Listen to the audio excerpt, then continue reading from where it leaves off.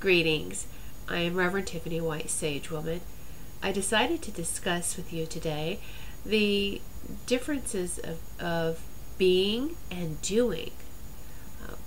And also, no matter what you call it, they can be referred to with different words or symbology. Doing is usually associated with the mind. The mind is always constantly putting us into the state of what we should be doing. As far as being, from the sacred heart center, right in the center of the chest, that is a being state. So the connection between really your sacred heart center and not your mind but your third eye, I really feel sometimes the third eye is confused with the mind. But the third eye is separate from the mind. It is balanced, not one, the left brain or the right brain. It is balanced, unified, all right? So operating from your sacred heart center right through your third eye, that is the balance of where you are doing and being at the same time, simultaneously, that balanced state, all right? I'd like to share with you actually a personal experience to maybe help illustrate doing and the being, and even the struggle that we all have sometimes, how we catch ourselves. So especially as healers and those that just like to help others. It's not, you are healers. Every one of us are healers and intuitives, and just whether we develop or embrace or accept that. So just recently, I was at the local DMV as I had to renew my driver's license. And anyone who has ever sat at a DMV, you're there for at least an hour, and that it's always such a fun experience. Yes, note my sarcasm.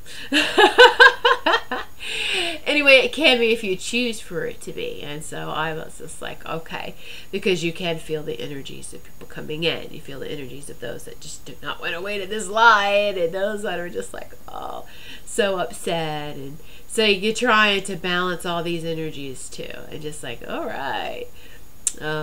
So actually my husband went with me, and a young woman, she probably was like in her 20s. She's a young mother. She sat down. She had about a 3-year-old daughter with her. And so I was just energetically drawn to the little girl. Because even if I kept trying to, it's like, you could feel people's energies off to the left of me, someone spitting up, someone getting upset or whatever. And this is what we do instinctively as healers, is just, okay, let's balance energy over here. We're balancing that. We're influxing some love and balance and light over here, all right? And then when you feel pulled in different directions. And so I felt this tug from this little girl. And I kept looking at her. And I was like, all right. So she was drawn in. Her energy was sending an SOS, which was, pay attention to me here, look at me, tell me what's going on. So I was able to scan her body very easily, and I was like, wow. I told my husband, I said, her ear hurts.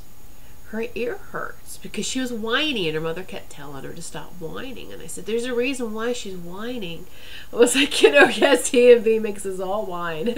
But I'm telling you, there's something really going on with her on a physical sense. And my husband's like, don't do this. Don't do this here. He was like, no, stop, pull it back. I was like, we're given these gifts. Do we just ignore them just to appear to be normal or mind our own business? We're not here to mind our own business as far as that goes, okay, as far as helping and healing.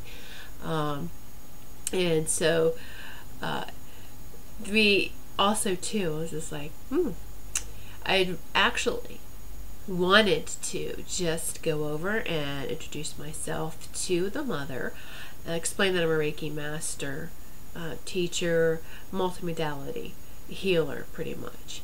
And if I could just sit with the daughter for a moment, and I wanted to place my hands around her ears, around her head, give her some healing. And I caught myself having this inner dialogue of, why do you have to physically go over there and do this? we can project this healing sitting right here, you know. And not that the act itself would embarrass my husband, or just, you know, he's used to me by now, but or cause a scene with others. But it was just, you know, and a stillness type of way, of a subtle way of just projecting that wonderful healing without having to actually be hands-on. So as I was having this inner dialogue, I was like, I'm just going to just open up, be that channel, let the healing come through, and send it to the little girl. And I was like, just give me validation that she's receiving it. And sure enough, she turns and she looks at me, and she jumps in her mom's lap, puts her head in her lap, or on her shoulder. So now she's looking right at me, and she just stared at me, and she smiled. And I was like, see, it's so beautiful. These things happen behind the scenes on a daily basis that you don't even made aware of it. Do we have to make like all this big drama scene of, I'm here to do this, I must put my hands on you, or you know, do we need to take acceptance, or I should say, oh yes, you know, ownership of what's happening? Do we need that type of kudos or thank you? No, you know, is the ego the one that's striving to do, maybe wanting that recognition? So it was really interesting the way I was observing and experiencing this whole process. And I was like, I just decided on I'm always like the quiet kind of shaman in the hut, you know, type of one-on-one personal type of healing sessions. I'm not a on stage, let's do this group, let's do this, you know, type of person. I really am not. And so I found that I was actually very happy when I got that validation. And then she looks at her mom and goes, Mom, my ear hurts. And my husband just looks at me and he goes, gosh. He was like, yeah, I was like, see, I told you her ear hurted. Her ear hurts. Her ear hurted. Her ear hurts. And so, you know, it's like, it's not a matter of me being right or wrong. It's nice to have that validation that you're tuning in correctly. So I was able to just give her some healing. And I was like, you know what? Do I give her, the woman, my card? So, because I know that she needs some sessions as well, and maybe continue to have her bring her daughter over for joint sessions. And then her number was called, so she got up, and I sat there and was like, is this enough? You know, did she receive enough healing, or do we need continued? And then I heard my guides move in, and it's like, you don't need to give her your card unless you want to. And it's just like the whole physical thing. And it was, you know, I send out daily distance healing, and all I have to do is just, I'm holding her energy, her vibrations within my heart, and it's there. I don't have to have her name, I don't have to know where she lives, and I just send that loving distant healing every morning to her and to her mother. And that is simply all that we need to do and be at the same time. So it was very, very interesting, this experience that I had gone through, and just thought I would share with you. And it's because I know that there's a lot of times, especially with any type of ordeal that goes on, and you really can't believe what you're hearing anymore in the media as to what is a true tragedy anymore. And people going, I have to make a difference, I have to do something, I can't just sit here, so I have to do something to help these people out. And you do that on a physical sense, that's fine. Just be careful that you do not deplete your own energy, that you do not deplete your own healing and trying to help others. All right, always we are here not just for only giving and not just for only receiving. We are here for that balance of giving and receiving. It's beautiful. It's the vibration. It's not that it's two opposite moving in different directions, but it's one beautiful infinity symbol. All right, and it goes right into line with the Kundalini snakes, the two energy snakes, two different but working together in unison, and that's how it should be. Opposites is an illusion on this earth plane, so there really isn't. In our divine essence, in our divine being, there's no such thing as opposites. All right, only unity and only oneness. So I hope that this helps you, because I do believe that this is a very powerful time for us, such a thing, right?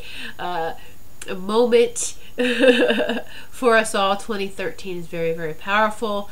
Portals opening, doorways opening, so it's very beautiful. And as we step through these doorways, you are going to remember, as something begins, there's an ending, and that ending can be cloaked, should I say, in destruction and bad, and that, oh my goodness, things are spinning up for the worse. It's not. It's when it's at the end of the times for a specific way, or people in power, they seem to fight more right at the end. So just keep focused on the truth, the light. And by the light, I'm not meaning a literal light and darkness. I'm talking about, I really feel the light is the lightness in your heart, in your sacred heart center. It's that wonderful feeling where you don't feel so bogged down with everyone, the weight of the world on your shoulders. It's a very beautiful light feeling. Yes, you're connected to the earth energies, and you're still flying in the air energies. It's unified feeling. It's a very beautiful, lovely feeling. Stay in that.